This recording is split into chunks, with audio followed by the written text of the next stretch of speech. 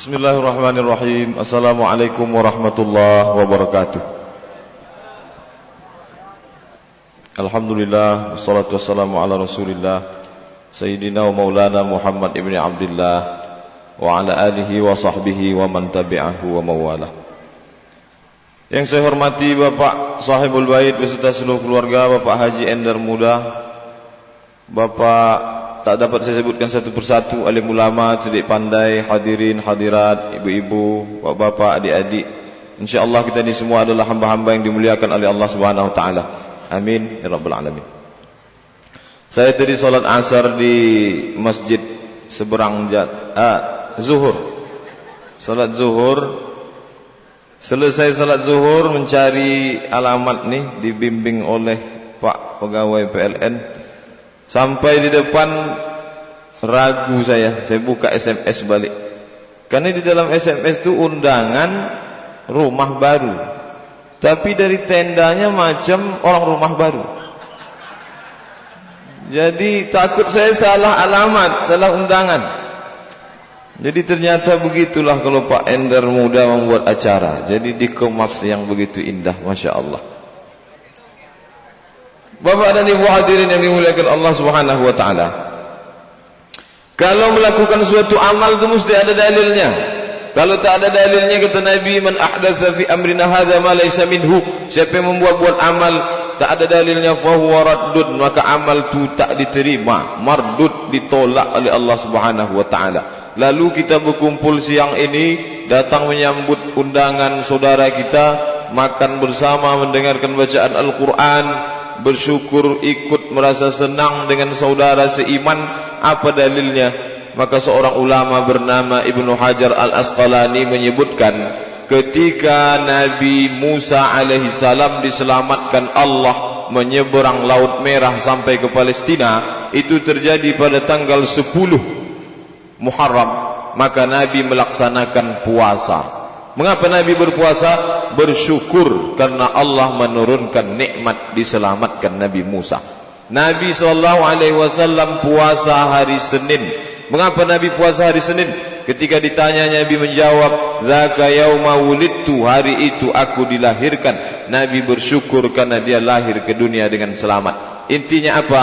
Boleh bersyukur pada hari diturunkannya nikmat. Cuman cara bersyukur ini banyak. Nabi mengajarkan cara bersyukur puasa, cara bersyukur solat sunat, cara bersyukur berzikir, cara bersyukur baca Quran. Pak Endar Muda dan keluarga sudah bersyukur dengan puasa, karena puasa tak perlu mengajak orang ramai-ramai, sendirian bisa. Beliau bersyukur dengan solat sunat, tak perlu ajak orang ramai. Malam bangun tahajud, sudah bersyukur. Bersyukur dengan berzikir pun tak perlu ramai-ramai, berzikir sendirian. Justru kata Nabi, orang yang mendapat naungan pahala itu seseorang yang zakarallah khalian, berzikir dalam kesendirian, kesunyian, fafadat ainahu, menetes air matanya. Jadi yang zikir ramai-ramai tak disebutkan, tapi dalam proses latihan itu boleh. Karena kalau sendirian lama baru menangis. Tapi kalau ramai, tengok kawan kanan menangis, kiri menangis, tak menangis segan.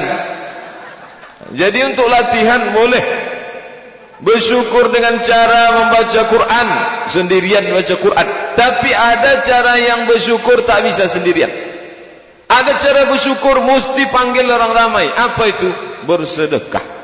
Jadi hari ini beliau sudah bersyukur yang 4 sudah. Puasa sudah, solat sunat sudah, berzikir sudah, baca Quran sudah. Ada syukur yang tak bisa sendirian. Apa itu? Syukur bersedekah mesti ada orang ramai. Maka dengan berat kaki datanglah kita pada hari ini. Kaki berat, perut ringan. Karena kosong, sampai di sini baru diisi. Ini dalam rangka bersyukur yang kelima, mensyukuri nikmat Allah, berbagi kepada sesama. Tapi ada orang yang mengkritik. Berbagi itu kan pada orang susah, Pak Ustaz, fakir miskin, anak yatim, orang terlunta, panti jompo. Mengapa orang kenyang, orang senang dikasih makanan? Mana dalilnya? Seorang sahabat Nabi namanya Itban bin Malik mengundang Nabi SAW datang ke rumahnya. Bukan hanya Nabi, datang pula Abu Bakar. Bukan hanya Nabi dan Abu Bakar, datang sahabat yang lain, ramai datang. Dimasakkan makanan namanya Khuzairah. Khuzairah campuran tepung gandum dipotongkan daging kecil-kecil. Itu dimakan bersama. Jadi ada dalil mengundang orang makan bersama atas dasar mensyukuri nikmat Allah Subhanahu wa taala. Yang kita lakukan hari ini adalah melaksanakan sunnah Rasulullah SAW, mensyukuri nikmat Allah dengan yang kelima, dengan cara berbagi kepada sesama, bersilaturahim dan lain sebagainya. Bapak dan Ibu hadirin yang dimuliakan Allah Subhanahu wa taala, bercerita tentang rumah. Maka kalau kita buka Al-Quran, ada beberapa kata yang menyebutkan tentang rumah. Dalam Quran disebutkan kata dar, dalam rumah disebutkan kata manzil, dalam Quran disebutkan kata bait, dalam Quran disebutkan kata maskanah. Beda, banyak kata menyebutkan tentang rumah. Maskan, manzil, bait, dar. Kalau diurut isinya dar, berputar. Kenapa berputar? Karena orang di dalam rumah itu dia berputar saja. Kamar mandi, kamar tidur, dapur, ruang tamu, berputar. Maka disebut dar. Disebut dengan bait, diambil dari kata bat, yabit, artinya menginap di waktu malam. Jadi rumah itu fungsinya tempat menginap di waktu malam. Jadi kalau ada kawan kita ditelepon, di mana? Di luar kota. Di mana? Pergi di sana. Tak pernah menginap, itu rumah tak disebut dengan bait. Karena tak tempat dipakai menginap di waktu malam. Rumah dipakai gunakan kata manzil. Manzil tempat turun. Orang yang turun dari atas pebukitan tinggalnya di lembah. Tempat dia tinggal di lembah itu disebut dengan manzil. Yang keempat, makna rumah disebut digunakan kata masakin. Apa beda dengan orang miskin? Orang miskin pakai ya, masakin. Itu orang miskin. Kalau tak pakai ya, masakin artinya rumah-rumah. Jadi membaca Quran ini kalau salah panjang pendeknya, orang miskin bisa berubah jadi rumah. Bapak dan Ibu yang dimuliakan Allah Subhanahu wa taala, maskan, masakin itu diambil dari sakana. Sakarna artinya tenang. Apa maknanya? Rumah menjadi tempat orang untuk bertenang. Kalau rumah itu hanya dijadikan sebagai tempat makan, apa beda rumah dengan restoran? Kalau rumah dijadikan sebagai tempat tidur, apa beda rumah dengan hotel? Kalau rumah dijadikan sebagai tempat menonton, apa beda rumah dengan bioskop? Oleh sebab itu, orang yang mendatangkan ketenangan di dalam rumah, maka itu barulah disebut dia sebagai maskan. Sudahkah kita menjadikan rumah sebagai bait? Sudahkah kita menjadikan rumah sebagai dar? Sudahkah kita menjadikan rumah sebagai manzil? Sudahkah menjadikan rumah sebagai tingkat paling atas sebagai maskan, tempat ketenangan? Kalau kita tengok penggunaan kata maskan, untuk tempatnya digunakan maskan, untuk isinya digunakan litaskunu. Wa min ayatihi, di antara tanda kebesaran Allah, an khalaqalakum azwajan, dia ciptakan kamu pasangan hidup untuk apa? Litaskunu ilaiha, supaya kamu merasa tenang. Isinya di dalam membuat tenang, tempatnya menjadi ketenangan. Ketemu dua ketenangan, orangnya membuat tenang, isinya membuat tenang. Rumahnya tempat bertenang, orang rumahnya mendatangkan ketenangan. Barulah dia disebut sebagai sakan dan maskan. Jadi tak perlu rumah baru, orang rumah harus baru, tak perlu. Dia yang penting kan signalnya. Casing boleh ganti-ganti. Hari ini warna merah, besok warna biru, signal tetap satu. Sekali simpati, tetap simpati. Bapak dan Ibu hadirin yang dimuliakan Allah Subhanahu wa taala. Jadi makna rumah adalah sakan. Bagaimana Nabi mengajarkan tempat rumah? La taj'alu buyutakum kubura, jangan kamu jadikan rumah kamu sebagai kubur. Mengapa rumah jadi kubur? Karena tak pernah diperdengarkan ayat-ayat Allah. Bagaimana cara sahabat Nabi membuat rumah supaya berubah tidak menjadi kubur? Maka datanglah sahabat Nabi namanya Itsban bin Malik. Dia undang Nabi datang ke rumahnya. Lalu apa kata Itsban? Ya Rasulullah, tolonglah engkau solat di pojok rumah saya ini mengambil berkah. Maka Nabi pun bertanya, mana tempat yang saya akan salat? Ini bukan hadis dhaif, bukan hadis maudhu', hadisnya sahih, disebutkan dalam Sahih Bukhari dalam bab ittikhadzul bait masajid, membuat dalam rumah ada masjid. Kok kita setahunya selama ini masjid itu di luar rumah? Ada masjid di dalam rumah, maknanya tempat salat di dalam rumah. Jadi sahabat Nabi mengundang Nabi datang ke rumah, minta supaya Nabi salat di dalam. Lalu Nabi bertanya, mana sudutnya, saya mau salat. Lalu dia salat di sudut itu, maka sudut itu dijadikan sebagai musalla, tempat salat, tapi bukan salat wajib. Salat sunat. Ij'alu min salatikum fi buyutikum. Jadikan sebagian salat kamu di rumah. Jadi hadisnya jangan dibaca tekstual. Kalau ditanya, kenapa tak pernah datang ke masjid? Kata Ustaz kemarin, jadikan sebagian salat kamu di rumah. Saya di rumah saja. Maknanya sebagian di situ salat sunat. Salat sunat tahajud, salat sunat ba'diyah Jumat, salat sunat witir dan lain sebagainya dilaksanakan di rumah. Yang pertama untuk menjauhkan diri dari sifat riya. Karena biasa orang kalau di tengah orang ramai, itu tegaknya lama betul. Cari ayat paling panjang. Kok bisa Yasin di setel? Tapi kalau sudah sendirian, iftitah Fatihah sama ayat tembus satu nafas. Oleh sebab itu dianjurkan salat sunat di rumah. Kenapa? Karena di rumah sendirian, jauh dari riya, lebih khusyuk, maka salat di rumah. Tapi jangan pula gara-gara mau salat di rumah tak salat sunat di masjid. Ini pun salah. Berdalil dengan Nabi. Ketika habis salat Jumat ditanya, kenapa bapak tak salat sunat ba'diyah? Nabi itu salatnya di rumah. Nabi itu habis salat Jumat langsung pulang ke rumah. Rumahnya di sebelah.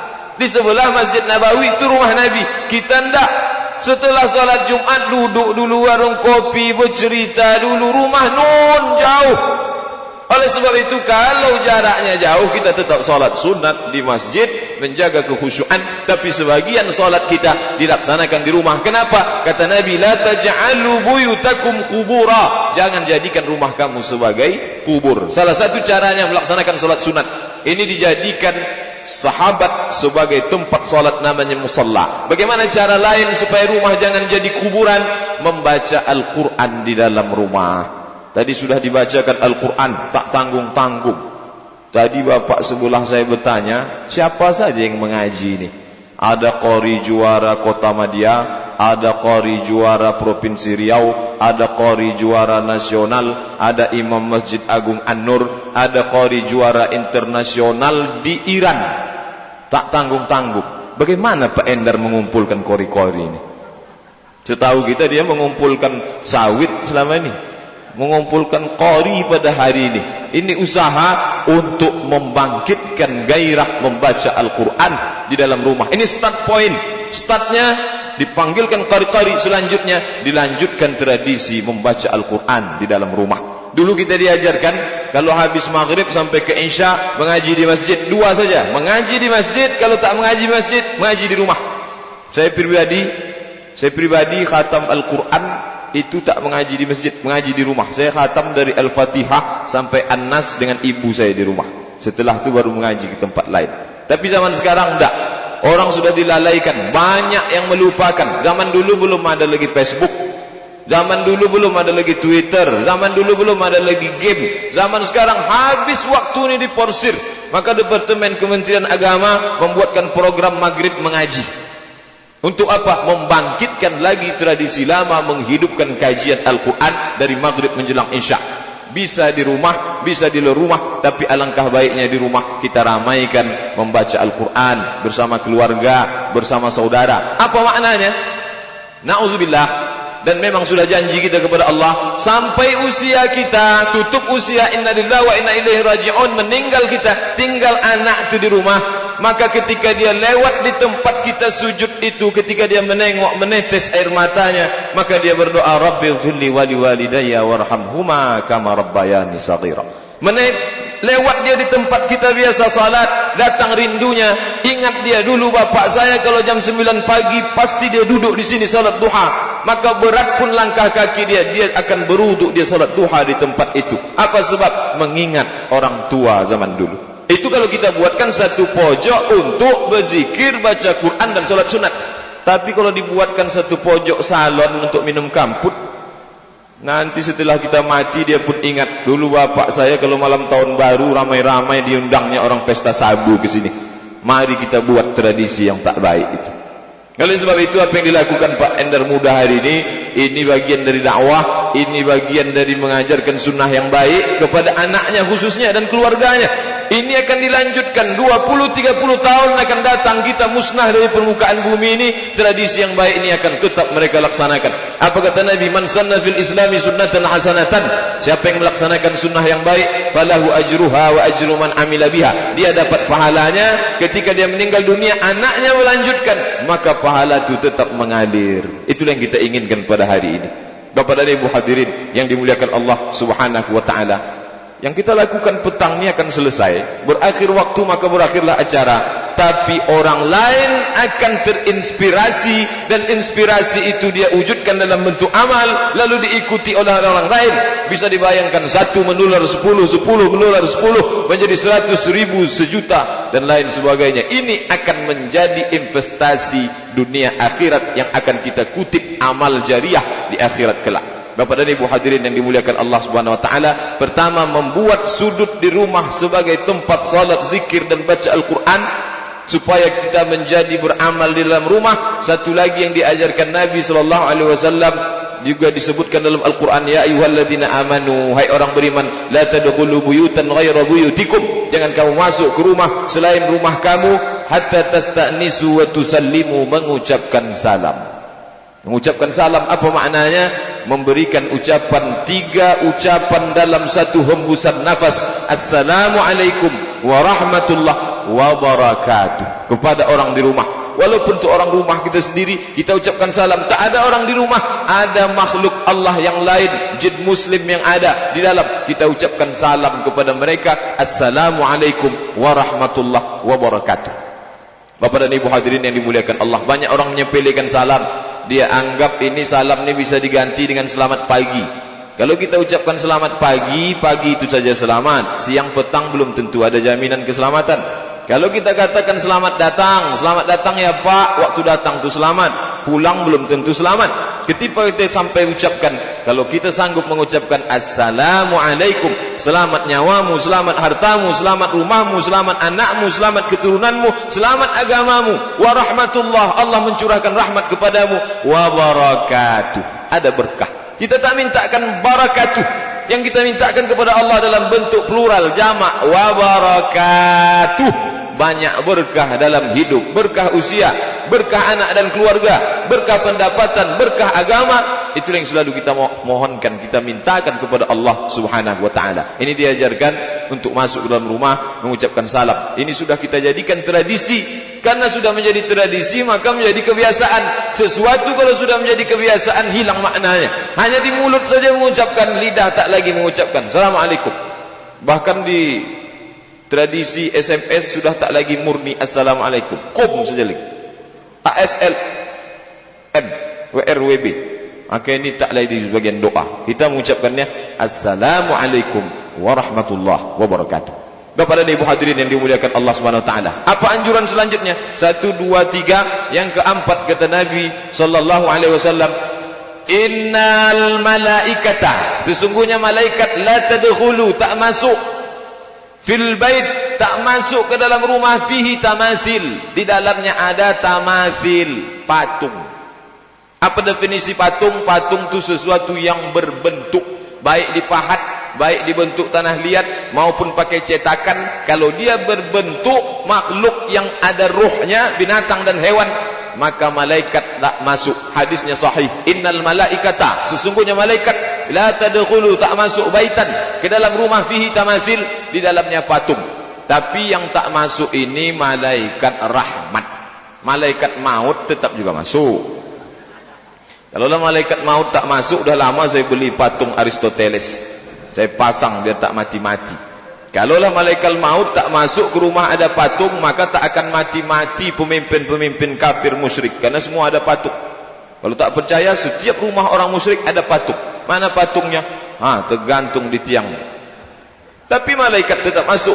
Malaikat maut, malaikat rahmat yang menebarkan ketenangan, itu tak masuk. Oleh sebab itu, ketika seorang bapak mengajarkan Quran kepada anaknya dari maghrib sampai ke isya, dia bacakan ayat-ayat, dia bacakan hadis-hadis, maka malaikat berkumpul. Apa kata Nabi sallallahu alaihi wasallam? Haffat bihimul malaikah, malaikat menaungi, mengelilingi. Ketika malaikat mau masuk, dia tengok ada patung, tak jadi malaikat rahmat masuk ke dalam. Oleh sebab itu, kalau ada kita singkirkan, kita buang, kita ganti dengan yang hidup. Hobi betul menengok ikan, jangan beli patung ikan. Beli ikan hidup. Nampak dia. Jelas. Oleh sebab itu Bapak dan Ibu hadirin yang dimuliakan Allah Subhanahu wa taala, mengapa patung ni tak boleh? Zaman dulu patung merupakan objek sembahan. Dikhawatirkan imannya rusak. Sebab lain mengapa tak boleh? Karena patung ini tempat tinggalnya jin. Berarti kalau orang menyediakan patung di rumahnya, itu sama dengan menyiapkan satu kamar untuk jin. Lalu dia setiap hari mengusir jin. Auzubillah minasyaitonirrajim. Auzubillah minasyaitonirrajim. Jin itu pun bingung. Ini orang kayak disiapkan kamar tapi selalu diusir. Maksud lo, kata jin itu. Kamu sudah disiapkan kamar, ini kamar untuk kamu, tapi dibacakan auzubillah. Dia heran. Ini orang kontradiktif. Ada yang menyalah dengan kajinya, tak lurus. Kalau kita mau usir setan, usir setannya, usir juga tempatnya. Jangan dibuatkan tempat lalu dia diusir. Oleh sebab itu kadang setan ini dengan kita banyak juga dia bingung. Semalam saya berceramah ke Rokan Ampat Koto, baru pulang tadi malam menjelang subuh. Kata bapak itu, Pak Ustaz, saya mendengar hadis ini entah sahih entah tidak. Apa namanya Pak? Katanya setan itu minta pensiun dini. Saya tak pernah dengar. Apa sebab? Katanya sebab yang pertama setan itu minta pensiun dini, katanya karena setan itu mengaku banyak manusia yang ulahnya lebih parah dari kami lagi. Jadi pekerjaan kami ini sudah mereka lakukan lagi, untuk apa lagi kami berbuat? Tak perlu lagi kami menggoda. Dulu kami menggoda orang jahat, orang baik. Orang baik yang kami goda, kata setan. Sekarang sudah banyak orang jahat. Jadi sesama setan itu apa lagi kami saling menggoda, kata setan. Itu kemudian sebab yang lain mengapa dia minta supaya pensiun dini. Seringkali kami ini dijadikan kambing hitam. Dia mencuri, disalahkannya kami. Dia berzina, disalahkannya kami. Dia makan korupsi, disalahkannya kami. Padahal kami menggoda tidak, makan pun tidak. Oleh sebab itu jangan sampai kita menyediakan tempat lalu mengusir, ini tak sesuai. Bapak dan Ibu hadirin yang dimuliakan Allah Subhanahu wa taala. Selanjutnya, apa lagi yang tak boleh? Wa minan nasi man yashri lahwal hadis. Ada sebagian manusia yang sengaja membeli lahwal hadis. Asal kata lahu sia-sia, hadis cerita, cerita sia-sia. Makna cerita sia-sia menurut tabi'in bernama Mujahid, murid daripada Abdullah bin Abbas, sahabat Nabi yang pakar tafsir Al-Quran. Makna lahwal hadis itu lagu. Tak boleh melagu-lagu di dalam rumah. Kenapa? Itu kecaman Al-Quran. Masalah lagu ni terbagi dua. Satu yang sangat ketat, asal lagu haram, tak boleh. Apapun nama lagunya haram, asal melagu tak boleh. Melagukan Quran pun tak boleh. Makanya lurus-lurus saja baca Quran. Tak ada sababayati, nahawan, sika, tak boleh. Hijaz, tak boleh. Harus baca rata. Ini yang sangat ekstrim. Yang satu ni tidak. Tengok dulu lagunya apa. Kalau dengan lagu tu membuat Al-Quran tu masuk ke dalam hati, maka kita kenal qari-qari yang besar, Syekh Abdul Samad Abdul Basit, Syekh Khalil Al-Husari, Syekh Nu'aina. Ini orang-orang yang dengan suaranya memasukkan Al-Quran ke dalam lagu, ke dalam hati manusia. Kalau dibaca lurus-lurus saja, bisa jadi dia tak masuk. Masuk telinga kiri, keluar telinga kanan. Kalau masuk masih lumayan. Ini masuk telinga kiri, keluar juga telinga kiri. Tak masuk sama sekali. Oleh sebab itu, kata Nabi SAW, Zayyinul Quran bi aswatikum, hiasilah Al-Quran dengan suara. Disuruh menghiasi Quran dengan suara. Bahkan dalam hadis lain apa kata Nabi?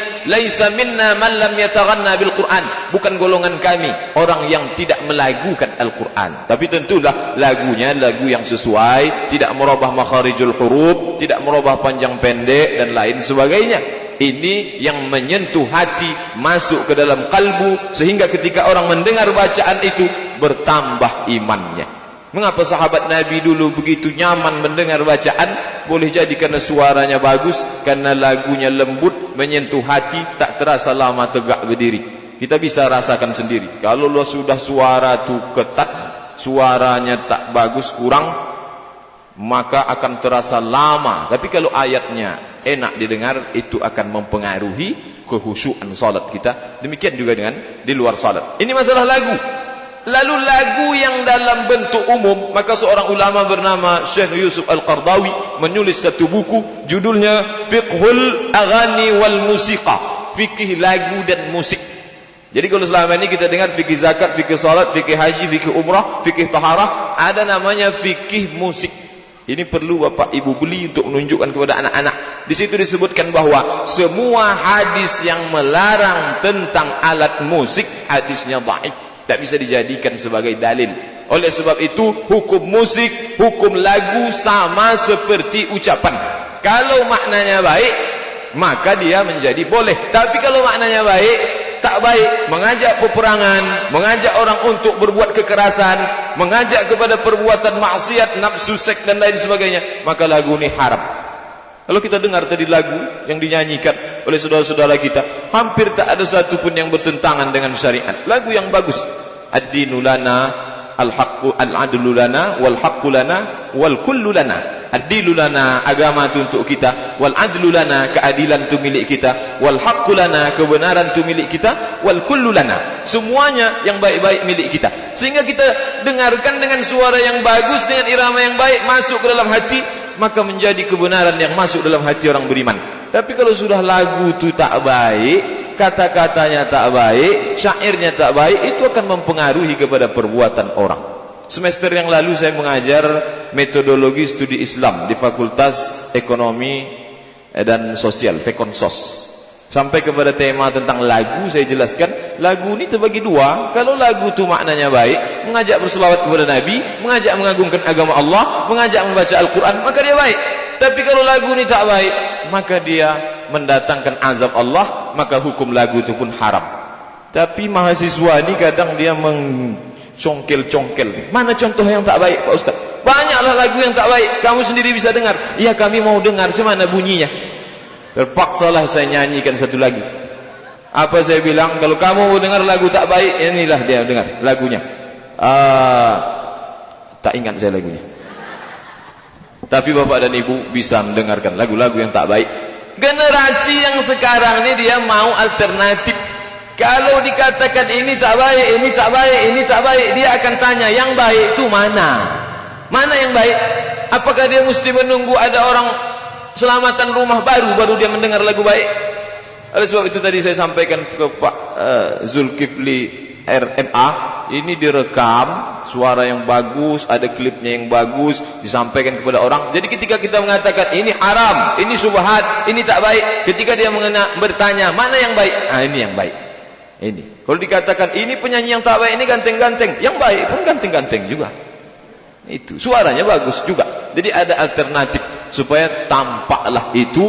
Itu juga sekarang banyak umat Islam ini menambah rukun. Padahal rukun dan syarat sudah ditetapkan pada para fuqaha ahli fikih. Jadi ditambah rukun. Khitan anak kalau tak ada keyboard tak sah. Pesta nikah kalau tak ada band menyanyi tak sah. Ada menambah rukun di ujung. Kita dulu belajar fikih, urutan rukun terakhir tertib titik habis, ya, ditambahnya ada rukun susulan. Jadi bukan nabi aja yang ada nabi susulan, rukun pun bertambah, rukun susulan. Oleh sebab itu merubah ini tak bisa. Saya tak bisa merubah mengatakan itu haram, itu tak baik, itu bid'ah, itu dalalah. Mereka akan bertanya mana alternatifnya, yang halal itu mana Pak Ustaz?